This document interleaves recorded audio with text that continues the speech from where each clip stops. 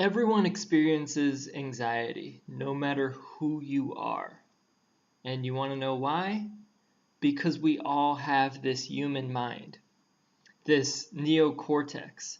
It's basically a problem-solving machine. It's a risk calculator, essentially.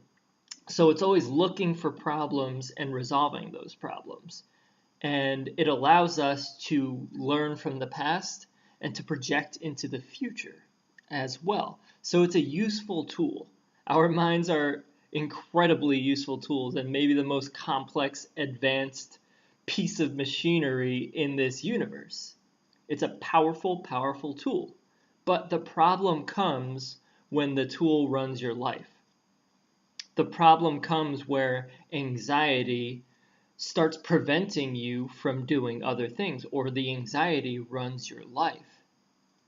And that's when you get completely absorbed in the fears of what might happen and abstract fears and projections and things like that.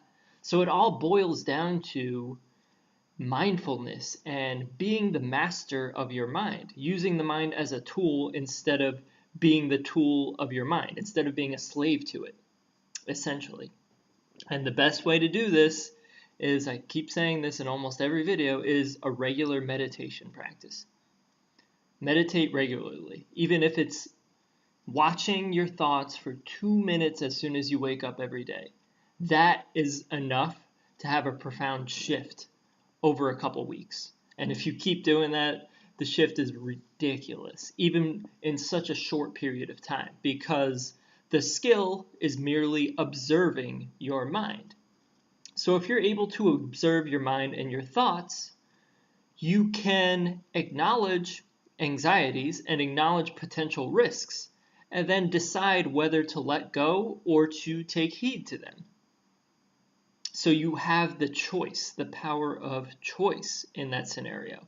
When, if you're not mindful, you're going to be completely immersed and absorbed and a slave to those thoughts. So if you have any worried thoughts or projections or anxieties, it's just going to envelop your whole being, and you're not going to have the choice to be like, oh, actually that's an unfounded piece of anxiety. That's an unfounded worry that I'm projecting into the future. So that's the key, is being mindful enough to give yourself that choice.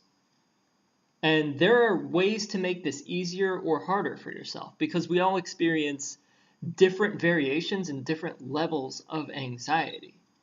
And different things that we do in terms of lifestyle affect the level and how hard it is to overcome.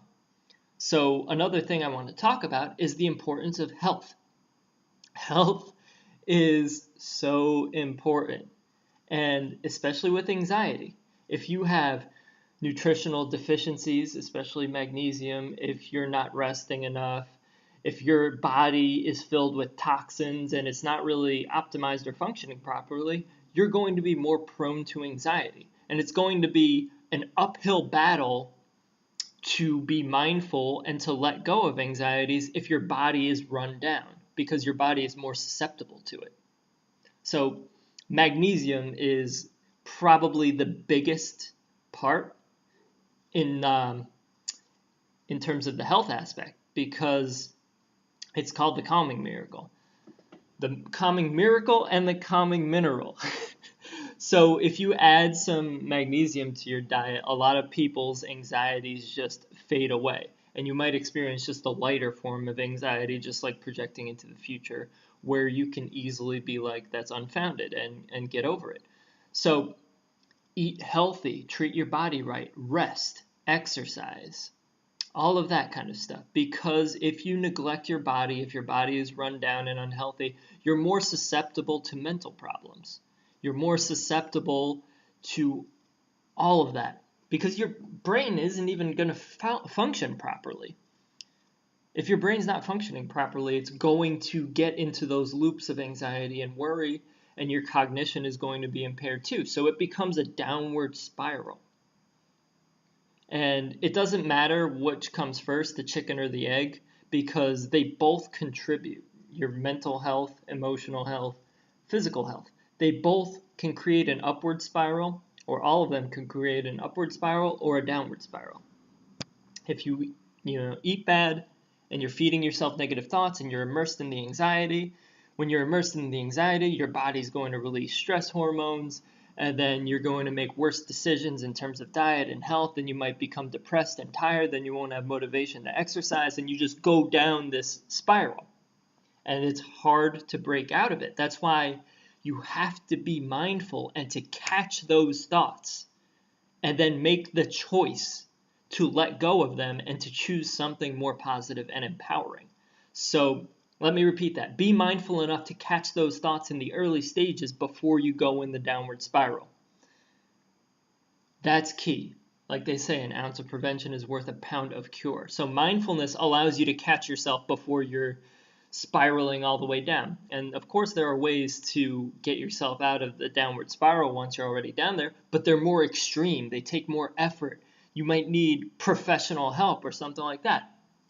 But if you're mindful, if you practice meditation regularly, you will catch yourself and choose to go in the other direction once you start on that negative spiral. So that is the key. All right? So yeah, we all experience anxiety. It's a natural thing that comes with our mind, but you don't have to be a slave to it. You can choose not to participate in that anxiety. You can choose not to let it run your life. All right? Peace, peace, much love, and one love, baby.